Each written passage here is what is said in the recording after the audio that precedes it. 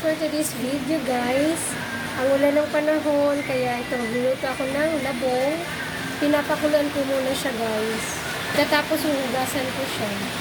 Kasi ito guys yung aking mga ilalagay. May paminta, siling pula, bawang, sibuyas at ito. Pampasarap. Pinapakulan ko lang muna siya guys. Bago lagyan ng gata. Yan na guys, nilagay ko na yung malabnaw na gata. Lagyan na natin guys yung sibuyas. Tapos yung bawang guys. Lagyan din natin guys ng paminta. Yan na guys, kumukulo na. Yan na guys, nilagay ko na rin yung maliputok na gata. Yan na guys, malapit na malito. Yan na guys ang ating finished product. Tapos na tayo magluto ng labong. Sarap guys. Tapos may kasama siyang tinapa o kaya pritong isda. Oh my. Mapapadami talaga guys yung kanin mo. Sino guys ang kumakain nito?